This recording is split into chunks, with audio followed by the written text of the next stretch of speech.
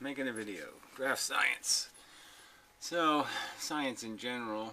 I don't know where this video is going to go, but we'll just deal with a few comments first, and just this general subject of how pitifully poor science is.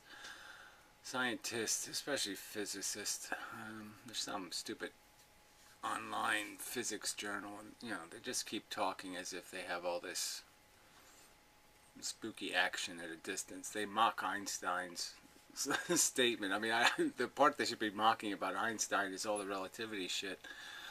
But this is how upside down it is. The part they mock is the part that really is silly. Entanglement. It's just a load of crap.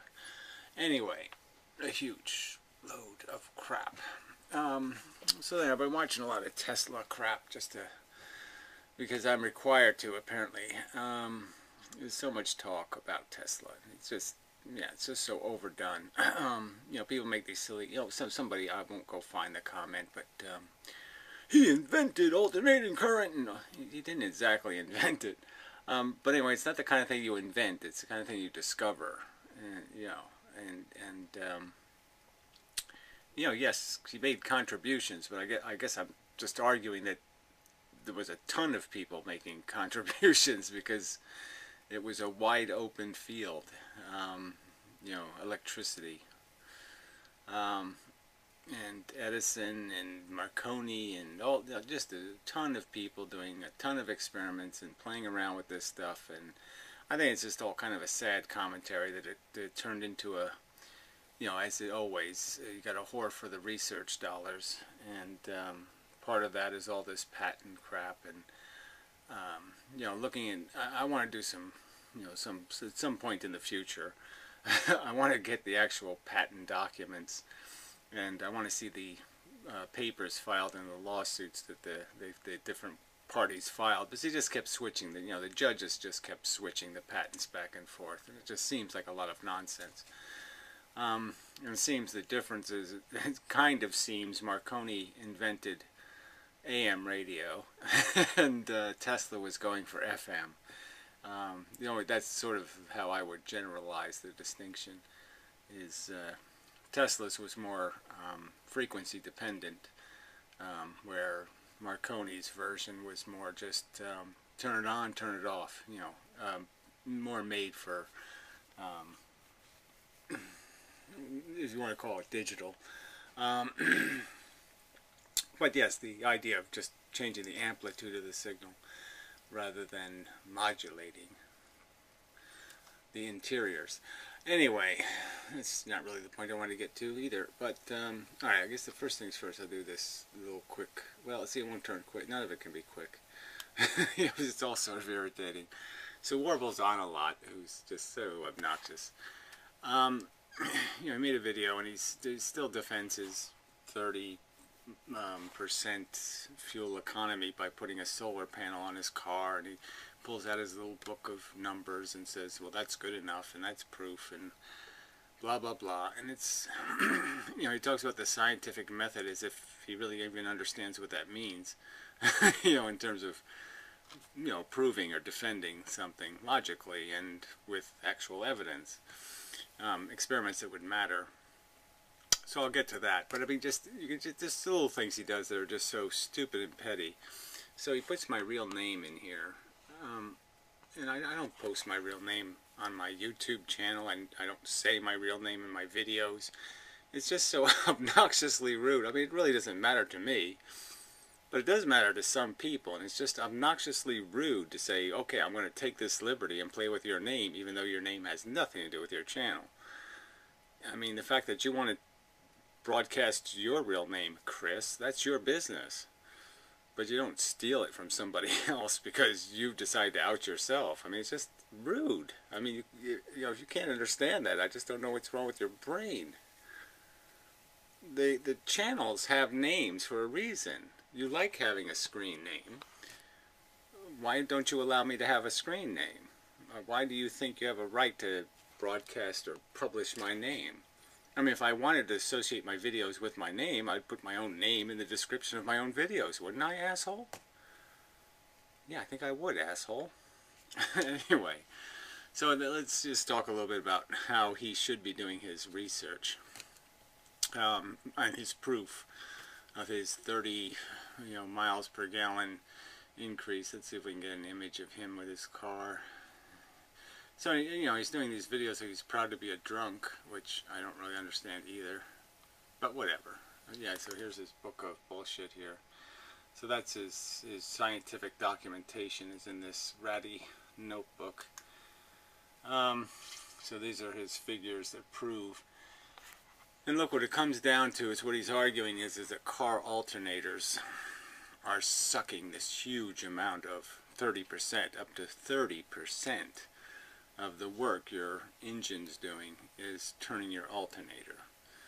And so, yeah, the simplest experiment to do to prove the absolute maximum you could gain by not recharging your battery would be just to disconnect the alternator from your car. Either some have a separate belt, just disconnect the belt, or if you have to, disconnect the charging current, whatever you call that, that charges that creates the alternator, that makes the magnetic and puts drag on the alternator to produce electricity to charge the battery. Anyway, just disconnect the alternator, then it'll just be freely spinning at worst. If you can disconnect it all the way, great. But you can drive 10 miles, let's say, with not recharging your battery. Your battery has enough capacity to run your car. And so even if you drove around with an extra battery in the trunk, in case, but that would be the real test. So take a few 10-mile trips, see what your gas mileage is with no alternator connected, and then you might be able to make these claims, that your car, your specific car, has such an inefficient alternator that it sucks up 30% of your car's torque. You can make that argument, but you can't make the argument that, it's just impossible for the alternator to be involved in 30% of the work your engine's producing. It's just notionally silly. I mean, on its face, it's a silly notion. And so that's the first notion you're going to have to correct for, is this smart man perception that sounds absolutely ridiculous. That a car engine that can propel a 2-ton vehicle up a hill, okay, is somehow going to be worn down. 30% of its efforts, 30% of its sweat is going to be wasted turning a stupid alternator. It's just recharging a 12-volt battery so it can make a little spark. It doesn't make any sense. It's insanely nonsensical on its face, and you've got to be able to appreciate that. That's now, he even used the term that extraordinary claims require extraordinary evidence. I'm not even requiring extraordinary evidence. I'm just asking you to have something within the realm of reasonable as a proposition, and then create something a little better than this as proof. Something duplicatable. Like I said, a 10-mile trip with the alternator connected, a 10-mile trip without, a 10-mile trip with your solar panel connected, a 10-mile trip without it connected. And you're just refusing to do the experiment the way it should be done, which is 1 day on, 1 day off, 1 day on, 1 day off, to prove your point. So you're just not proving it this way.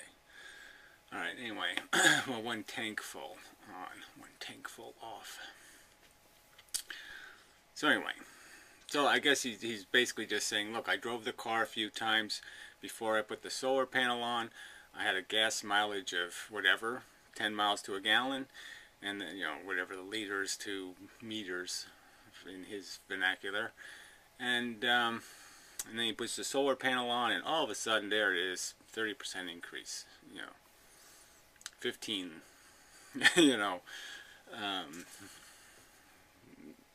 meters per liter, or whatever. It's just bad science, okay? Just really bad science. Alright, so enough of that. But it does sort of get me to the Tesla thing. Because the other thing is, I get all these obnoxious and this rude commentary from people because I don't apply enough mathematics or this or that. And, Tesla did no math almost zero math. If there was such a thing as doing absolutely no math, yeah, that's what Tesla did. And, this is the guy that's supposed to be the guy, and he does no math, pretty much. And, so that's okay with me. I mean, if you have a theory, you have a theory. But, I mean, his theory was just wrong in so many ways that have been demonstrated, through time. He thought there was instantaneous stuff happened instantaneously. He thought radio waves propagated through the ether in some instantaneous manner. He thought lots of things that just aren't true. I don't think he really understood that radio is just photons. That the high frequency electricity is really just vibrating and releasing photons. It's not, electricity isn't something special, it's just the same fundamental mechanism in terms of the conveying element is the photon. And what it does is it's migrated from place to place through its own momentum, so to speak. Its own, it has to plow through it, like light has to plow through fog or something. And the medium, the ether, and that there can or cannot be, it gets either degraded or it doesn't get degraded, but there's no instantaneous. And beyond that argument is that, yes, it's a material thing, it's a substance. And, he thought everything was an unsubstance. Yeah, I guess the rational proofs, I don't know whether there's a point in arguing that with Teslaites at this point, but I just think it's a fundamental, I think he hooked on to fundamentally the wrong principle. It's just a wrong principle. There was nothing wrong with quantum mechanics until they created wave mechanics, and the irony is that he essentially thought everything was doing the electricity thing. It was all confusing and bizarre and all that stuff, and moving, but not moving as a thing. No, it's not the right way to say it.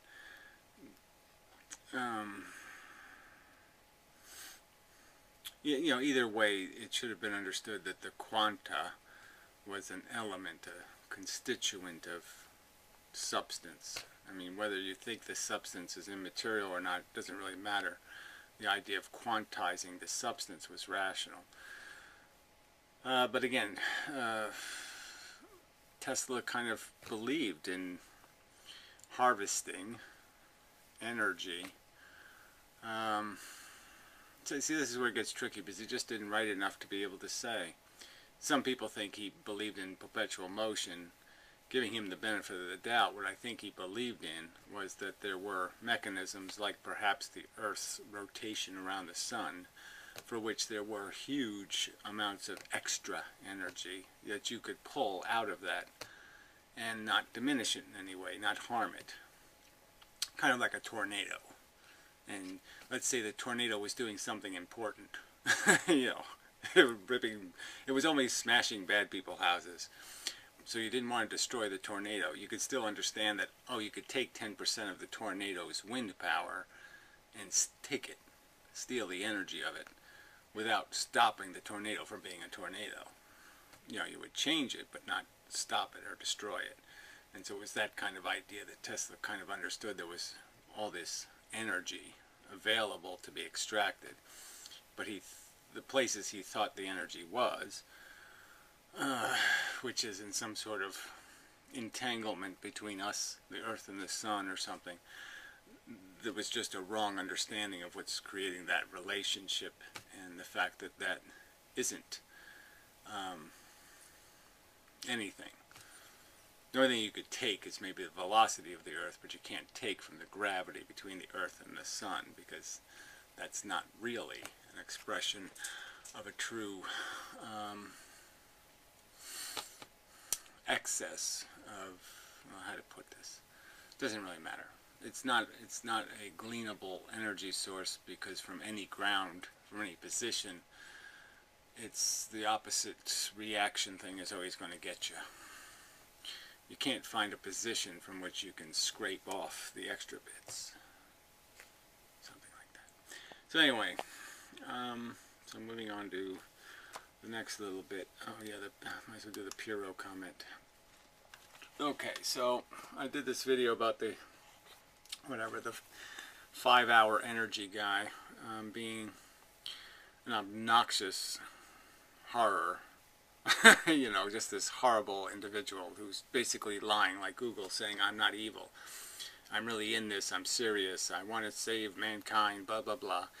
And then he proposes ideas that are scientifically ludicrous. I mean, they're childishly non-scientific. So you just have to wonder what kind of group of scientists did he put together that they would want to be associated with something that has such crackpottery associated with it. I mean, it's like a medical doctor belonging to a group of doctors who are still practicing witchcraft or something, you know, or putting on medicine man hats, you know, and then running around in circles around a fire.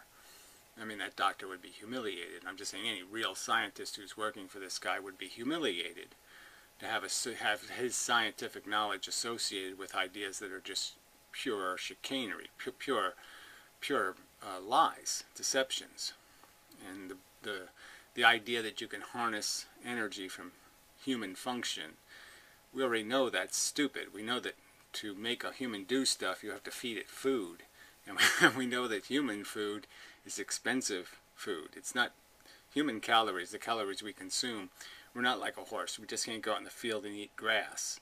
We eat very complex food sources that are further away from the sun that puts them there. So it takes a lot of sunlight to create our food, our calories. And so we're never, even in our best day, we're not a good source of energy conversion. We're not a very good solar panel. Everything's a solar panel in a sense, you know. Everything's converting. Like even a diesel engine is really converting old sunlight, you know, stored in oil, into new electricity by running a generator. And that's what everything's doing, is burning sunlight at some degree of efficiency. Converting sunlight into electricity, let's just say, was the end game, was the work. We turned all work into electricity as the end game. Everything's doing it with a different efficiency.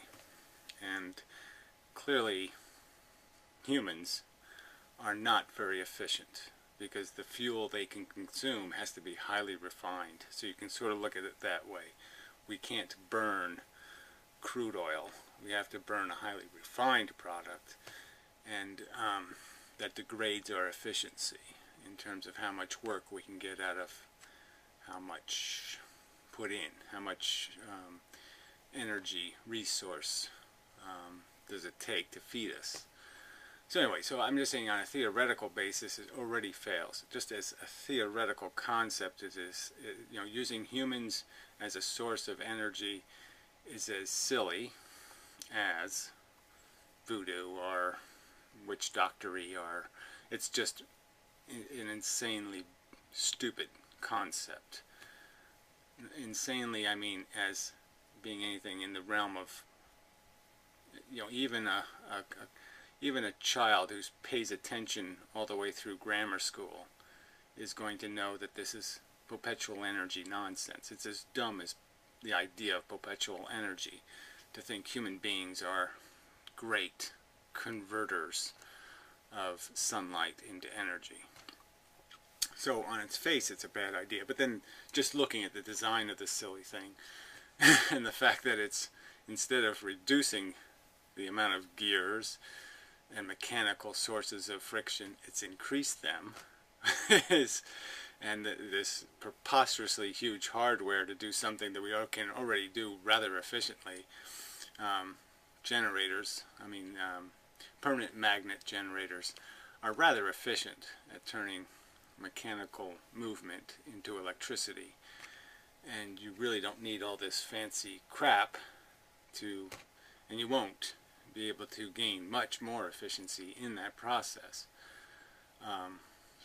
So it's just the thing is just a huge fraud. Like I said, any real scientist who would associate himself with something that's such a huge fraud. I mean, to sell the public the idea that they're going to do a little bit of work on an exercise bike and run their household for the day is a preposterously outrageous exaggeration of possibility. It's not even a possibility under the best of circumstances. Even in 2000 and 2500 kind of 500 years from now, that won't be realistic. You're never going to get to some point like that, unless you're running pumps on a nuclear power plant. You're just not going to be able to convert using the human motor. It's a crappy motor. All right. So this is what he writes. My wife agrees with you and doesn't like him. Well, it's not a matter of liking. It's a matter of whether this guy is making an honest representation of what he's doing. And there's no way he could be at all honest, because there's no way a real scientist could be working for him, right? I mean, no scientist with any integrity, like a Bill Nye, let's say. If he offered Bill Nye the job and said, look, I want you to oversee my projects to save the world, Bill Nye would say, well, you don't spend any money on human, electricity generators, because that's a dead end. That's fuck you, stupid. You're better off growing algae in a vat. That makes sense. Using humans to convert sunlight into work, not a good idea. And so he can't possibly have a real scientist working for him, right? Because the real scientist would say, hey, this is bullshit. What are you doing with this flywheel and this bullshit? And then these exaggerated claims that somehow you can produce more than 10 watts an hour out of a human being. There's no way you could. In an hour's work, you're just going to end up with something like 10 or 20 watts. At 20 at best. At the absolute best. That's it, and that's having a guy really in shape. For 5 minutes, you might be able to produce a few hundred watts. That's for 5 minutes. Spread it out over time, and it just doesn't add up to anything. Okay, over a 24-hour period, you're talking about milliwatts. You're talking about less energy than you get out of a AAA battery. That's what we can do over a day. That's it. That's what you're going to get out of us. Is a AAA battery's worth of energy. All right. Realistically, you ever even just like one of those rechargeable flashlights? I mean, you have to do quite a bit of cranking, just to get a little dim bulb to light. People already got to have some experience with this truth. Anyway, then he says, but I think some of those ideas could work. Well, it's just such a useless comment. But this is how casual he is about everything. Somebody makes claims about quantum entanglement. Oh yes, it's they're right. Blah blah blah blah. And it's just this is it. This is what he. This is a statement that means something. Some of those ideas. Which ideas? The undisclosed efficiency of the water desalination machine. Totally undisclosed. Who knows how efficient it is? What idea are you talking about? Oh, that's right. You're not talking about anything. I'm just saying that we already know the guy has to have zero credibility if you're going to sell a desperate world on such a stupid lie as, yeah, do an hour's worth of exercise and you'll light your house for the day. You'll not just light it, you'll run real appliances. I mean, it's an outrageous lie. just talking about this is so depressing. So anyway, alright. So now we'll move on to the numbity numbskull guy. Just really annoying. I want you to just admit the truth, which is that your qualification was out of place, unnecessary, and quite useless to the accusations and commentary being made, and that I, in fact, said nothing out of line. Jackass.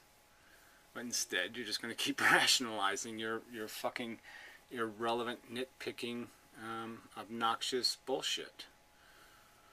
So anyway, the tree effect. Alright, so let's pull up a clock here. Right, the time should be on here somewhere. Alright, so there's a clock. Alright, now if you thought about the hour hand being, and put the moon at the end of the hour hand, okay, and you thought about it that way, and I just put a tree on the minute hand, or even on the second hand. I just have, this is a tree on the earth, and so in one day it rotates. I'm just saying you can understand that the rotation is the rotation. If you're saying that the moon, in this one travel around in 26 days, you're going to call that a rotation, then you have to call what this tree is doing every day a rotation. It rotated on its axis. If I hold a helium balloon on a string, you're saying that technically the helium balloon rotates 26 times faster than the moon. That it has a rotational speed. And I'm saying that technically, yeah, that might be correct, but I'm just saying it's not how the concept of rotation or spin is understood. The concept is sort of understood as something inside the mechanism itself, right? I mean, that's how it's thought of anyway, as something the top is doing. If I spin a top on a table, people think of it as the top spinning. They don't think about it in terms of its orientation to these other things. So I'm just saying, if you're going to use this orientation matters rule, then everything on any planet, anywhere, is rotating by your definition based on some orientation. So I'm just saying that that's how this doesn't work. And it's, again, I'll go back to the context of the video I was making, which was in the Tesla theater of nonsense, which is basically arguing that the Earth, by rotating, is creating a cyclone, essentially. And that what gravity is those two cyclones being in opposite directions and twisting into each other. So the rotation would have to be significant enough to be corkscrewing you into the moon if you were standing on it. That's what the gravity is made out of, is the spin dynamic. And I'm saying quite obviously the spin of the moon couldn't possibly be generating any of that because it's moving so slowly in terms of having a rotation, the rotational speed. And that our speed is so much faster, I'm flipping around so much quicker by comparison, that I should have a magnitude more gravity by their silly theory. Alright, so we'll go through this rationalization. And again, more rudeness. Here's a video which describes the moon's rotation with clarity. I don't need, okay, I'm not the one who doesn't understand the moon's rotation. The moon is rotating just as much as a helium balloon on a string. Alright? They're doing exactly the same thing, except the helium balloon is going to do it 26 times more often than the moon. But it's doing exactly the same thing. If the moon is rotating on its axis, so is that helium balloon. That's the paradox you create with your rigid and stupid language, asshole. I didn't create it. You created it. You're insisting that the moon is rotating on its axis. Well, then you have to agree that everything facing the center of the earth, okay, that consistently faces the center of the earth, that consistently shows the center of the earth the same face, is also rotating on its axis. Alright, I don't see what value is in making a question of the earth's rotation about a tree's rotation could possibly be. Well, again, then you're stupid. Then you don't understand what a clock's first to second hand and hour hand are. You don't understand the concept. Well, again, the moon. If I made an elevator to the moon, and let's just get rid of all the fact that the Earth is spinning at a different speed than the moon. Let's just pretend they were going at exactly the same. Like the moon was always over New York City. That's not a. Let's just say it rotated 26 times faster. So you could maintain the elevator. Would the Earth be essentially just on the surface of the Earth? The moon would essentially be just a surface projectile. It would just be a very tall, what do you call that thing in Seattle? The restaurant on top of the little needle something or other. Yeah, it would just be the head on the pin stuck in the Earth. And that's all. And so the only thing that makes the difference is that the moon is moving much slower than the surface of the Earth. But it's not doing anything different than if I stick a pin into my desk, you're going to tell me, theoretically and absolutely, that by rotational circumstances, the head on that pin spun on its axis once a day, 26 times faster than the moon is spinning, are rotating. That's the consequence, all right? It's not my fault that's the consequence. That's the consequence of your rigidity here, jackass, and your, I think, misuse of terminology. As you pointed out, a tree is rooted to the Earth, so to describe its rotation is simply to describe the Earth's rotation. Well, and pretty much it's the same as describing the moon's rotation is even slower. So again, it's the Earth's rotation minus, not the Earth's rotation plus. The moon essentially is rotating slower than it should be. I mean, slower than anything else on Earth. And so by this whole argument of rotation being meaningful, it's rotating much slower than the stuff that we don't consider to be rotating on the Earth. And you don't see that as a problem. I see that as just a, you can't use the same word to describe the two things. Any surface feature of the Earth can be said to be turning on the Earth's axis. And again, the moon is turning on the Earth's axis in a retarded manner. Very slowly. Delayed. It's dragging behind. So again, to imply that it's rotating fast when it's essentially rotating 26 times slower than Earth speed rotation. The entire inertial frame can rotate. And yes, I would say that the moon does the same thing in about 27 days that the Earth does in one. Well, that everything on the Earth does in one. Again, you're the one arguing this on its axis argument. And I'm just pointing out that you can basically just on its axis every molecule that the Earth is made out of, and you can say that every molecule, every atom, every subatomic particle is rotating on its axis once a day by your description. The oceans do react dramatically to being rotated as evidenced by the tides. Well, again, that's not the subject at all. The gravitational influences between the moon and the Earth are not the subject. The point is what's a rational way of describing something that's rotating? And I'm still going to argue that it's kind of silly to talk about something rotating when it's showing the Earth the same face every day for billions of years. Here's a 5-second experiment. No, fuck you. Place an object on the floor, then circle the object while continuing to face it until one full revolution of the object has been completed. You will notice, partly by the slightly awkward shuffling of your feet, that you were required to rotate in order to circumscribe the object. To circle an object linearly, that is to say without rotating, you would need to be riding the equivalent of a circular conveyor belt, and as it would smoothly circulate you around it, you would be passive and seen from all angles at some point during the orbital period to an observer standing in the center of the circle. Well, again, I don't have any need to do any of this stuff, okay? I'm just pointed out a simple truth, okay, that if you're going to argue the moon is rotating on its axis, I'm going to argue and point out that you have to concede that trees are rotating 26 times faster. That's my only argument, jackass.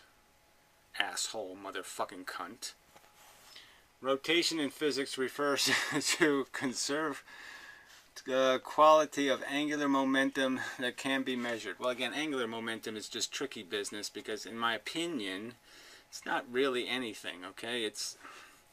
There's no such thing. There's momentum in a direction, period, okay, in the sense that you have a directional velocity. And now that can be changed because of gravity, and these are just combined velocities. So angular momentum doesn't really say anything if you're in a gravitational field. It really doesn't, because it's the field that's going to change your angular momentum. It's going to change the direction you're going to travel. So they're just combined velocities. You can have velocity this way. This is dimensional velocities. You have a velocity this way, a velocity that way, and a velocity on this plane. So you have velocities on all three planes, and that will decide where you're going from now until now. From now to now, you moved a certain vector in three-dimensional space. You moved it. That's what you did.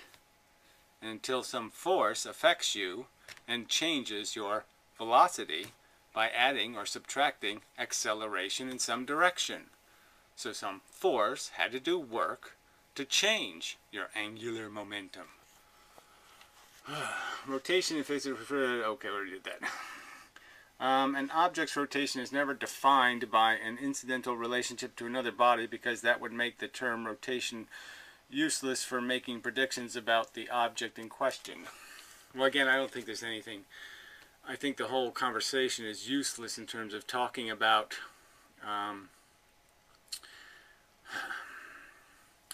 I'm going to argue again that there's no relativity, there's absolutes.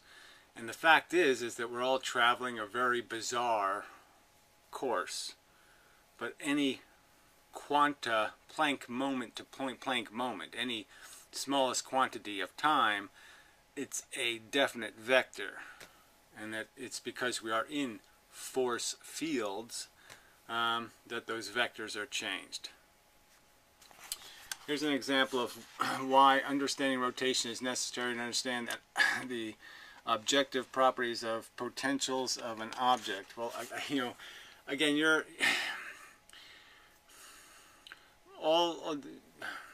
I'm not going to indulge in this conversation beyond just saying that everything is going to possess, by your definition, I'm just saying that's the flaw of your definition, anything associated with another thing gravitationally is going to be, by your definition, spinning on its axis, because all of those things are going to have their directional vectors changed by the force being applied by that gravitational influence.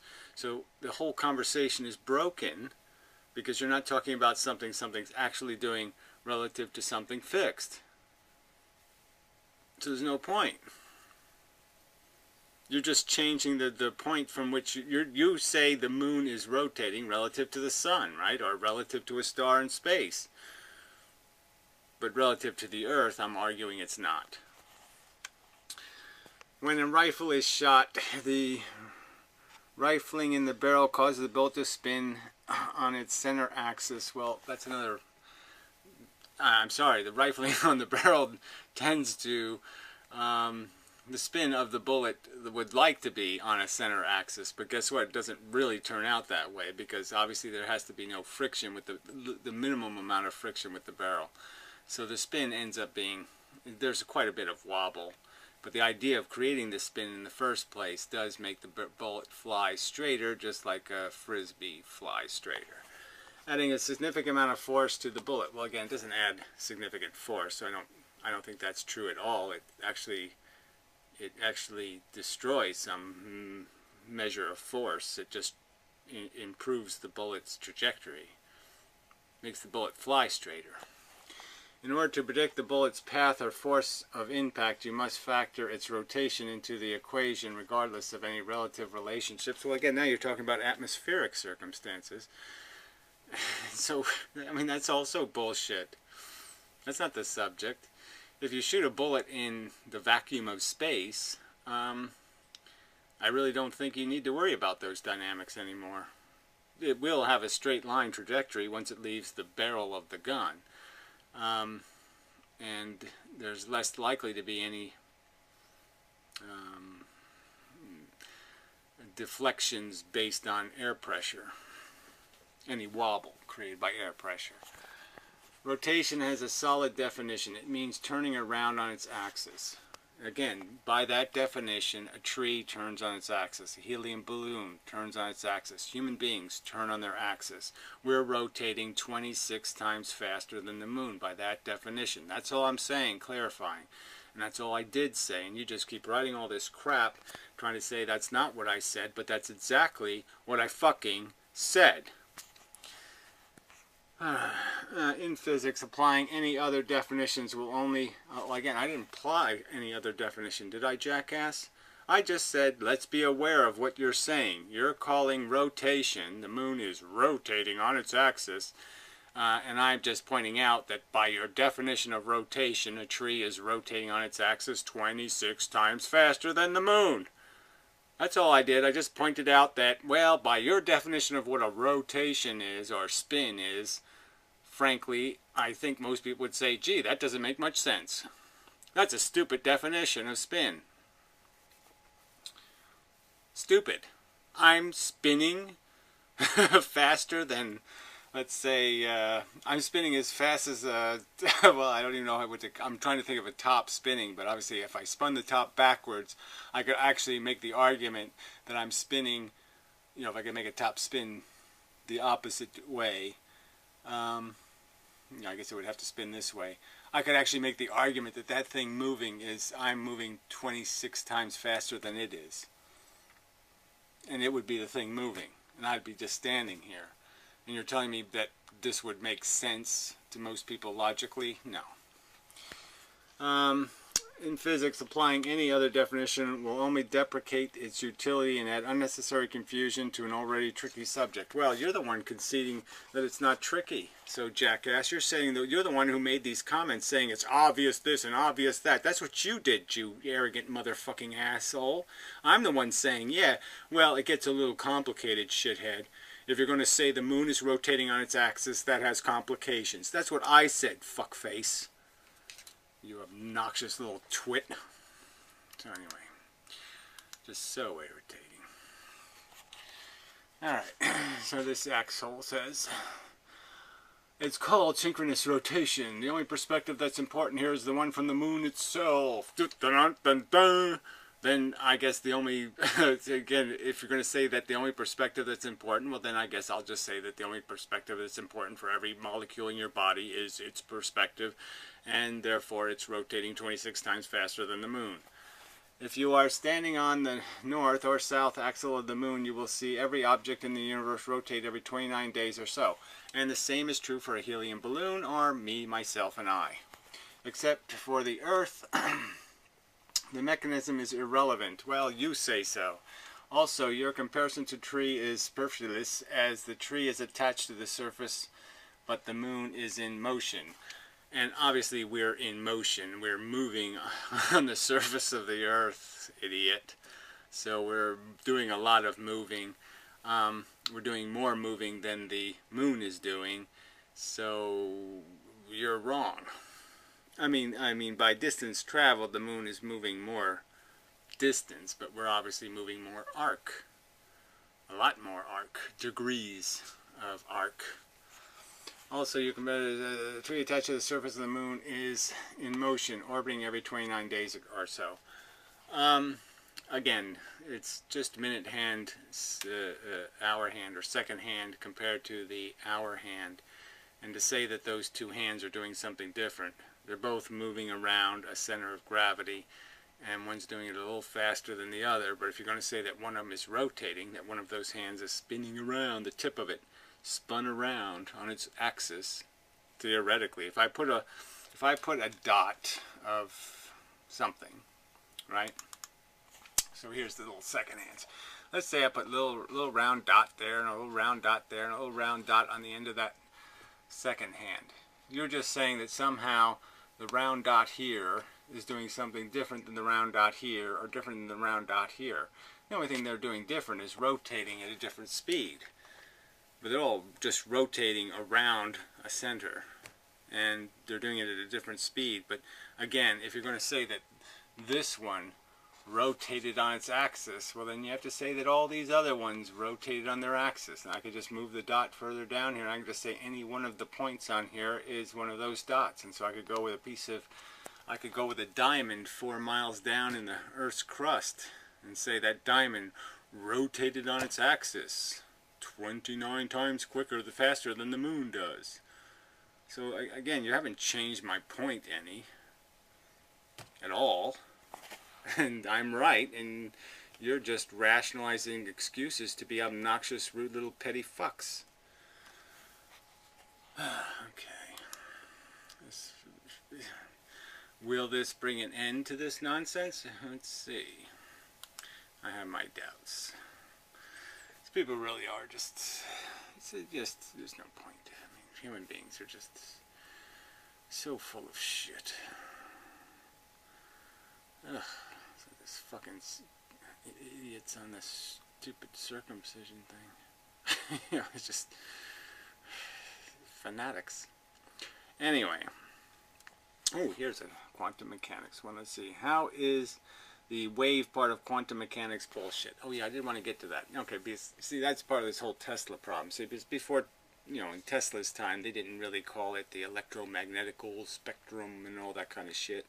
Really didn't understand it that way. They kind of thought of these things as being distinct things. X-rays and were very different than radio waves, and very different than light. And these things were all different. And this whole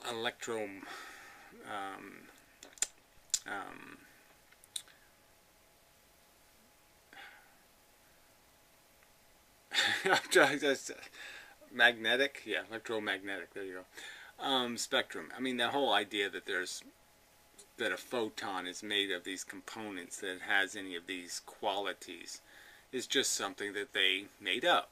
All right, they drew a conclusion, and it's the wrong conclusion.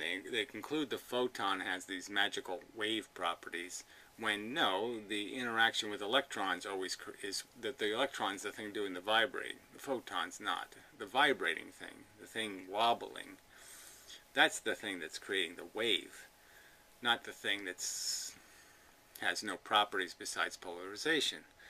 So it was just a wrong understanding of the mechanism. They had, you know, they do eeny, meeny, miny, mo, and they did it the wrong way. They came up with the wrong Joe.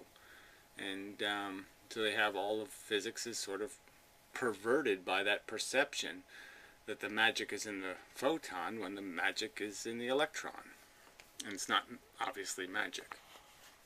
It's been verified for what, 80 years now? Verified by what? Again, 2 slit experiments where they don't even mention single slit diffraction, and then when they have to account for single slit diffraction, they create a O'Hagan's nonsense where there's 2 waves created by one opening. Just completely manufactured bullshit to pretend that we can still do wave interference patterns by just playing games with numbers. And you don't really understand how simple this all is. I mean, in a sense, I mean, the property of waves are so mechanically simple, and the mechanism of wave interference is so mechanically simple, right? I mean, you have a 0 created by the deconstructive the destructive interference, and you have a double created by the constructive interference. I mean, so the basic mechanism is so simple, and then you got this with the layers of Newton's glass. You know, all these static relationships are created, and with the Newton's glass it's even more obvious in the sense that it's not just double, like a wave would double its impact, it's instead squared. I mean, it's 4 times. Anyway, I'm just saying the photons aren't making any decisions. The mechanical structure through which we see photons, we see them impact, we see them influenced by, those are the things creating the properties that we're attributing to the photon. And it's just so obvious that, to understand that it's the pinball in the pinball machine, the ball doesn't have the action, the stuff it's hitting has the action. All right. Particles aren't really a thing. Everything is a wave. Okay, says you. Deep down in reality. Well, I'm making exactly the opposite argument. I'm making the argument that everything is particles, and particles are are retarded in their progress. So the chaos, the separation of this much in matter is reduced to a separation of this much. This creates what's considered the dilation of space. It's really just a condensing of associations or period of interaction. So there's more likely to be interactions inside matter because there's a lot of little BBs in the matter, but they're all still moving and all the energy's still in there of the BBs in the big field. But it's all particles, and certainly particles can be understood to have relationship where they're shot out at a specific period. You shoot the BB gun every 60 seconds or something. You can understand that there could be wave-like periods created in how something is released, and that all depends on how things are formed when matter is created, and that formation would, just as it's a filtered construct, when it's broken down, it's going to break down in a very, just as it was an ordered process to its creation, there will be an ordered process to its deconstruction. Alright, that's why we have things like the uncertainty principle. Well, again, the uncertainty principle is just made out of a declaration. It's just dogma. So it's not proven by anything. There's no uncertainty in anything but our capacity to see. So yeah, you're just saying conveniently, well, there's an uncertainty principle and it just happens to only affect the things too small for us to see. Well, that is certainly convenient, but how come that uncertainty doesn't percolate into any other reality? If it really existed, it should have. It's not that we don't know enough about objects at that level. It's, well, it says you again, we obviously don't know anything about objects at that level except how they interact with objects at our level. We only know their existence because we stick a thermometer or we stick some other instrument in their way and we see how it affects that instrument. And that's the only way we know those things at all. So I think it's just silly to say we don't know enough, because of course we don't know a motherfucking thing about them.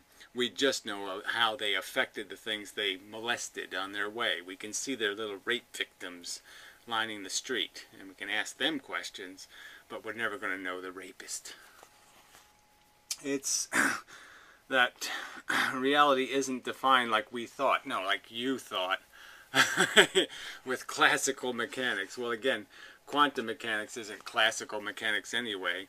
That's mush, but that's still based on some sort of particle theory, and certainly Feynman accepted that. So I don't know who you're talking to with this nonsense. Half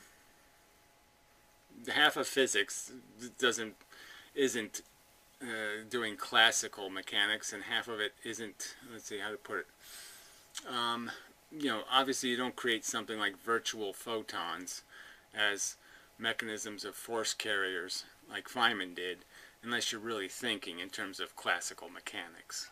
So but anyway, yeah, you're not proving anything or making an argument here. You're just establishing that, well, a bunch of elitists, and look, Einstein's one of them. You know, yeah, you can name drop, and I'm not saying that's not a powerful name to drop, but it's just name dropping. I mean, this is just stuff established by very thin evidence. Bent space.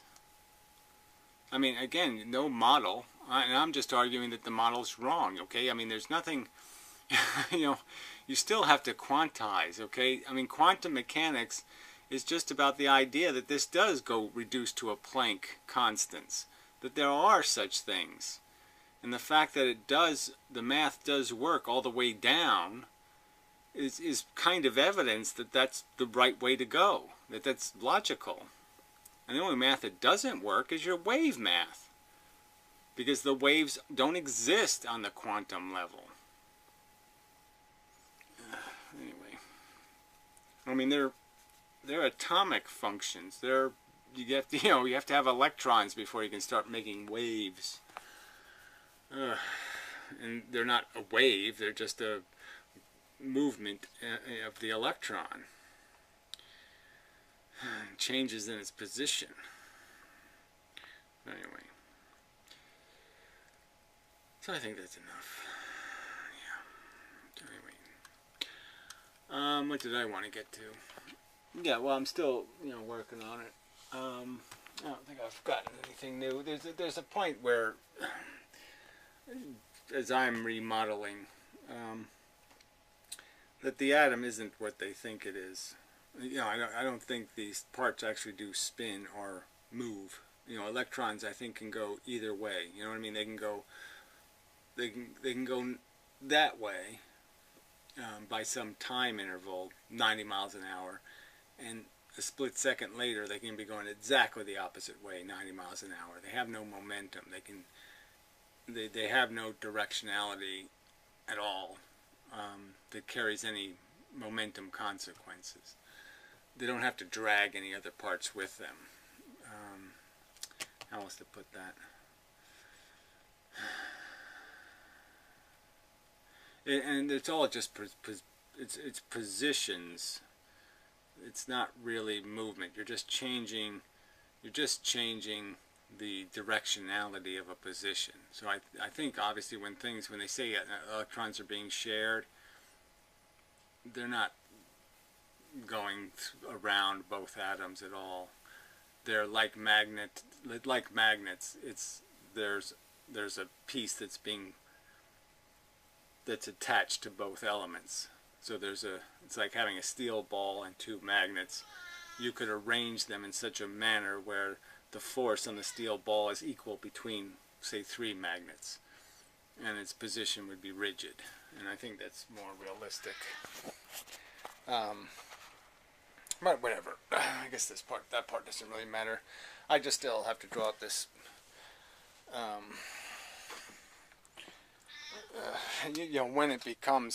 When orbital dynamics become a reality.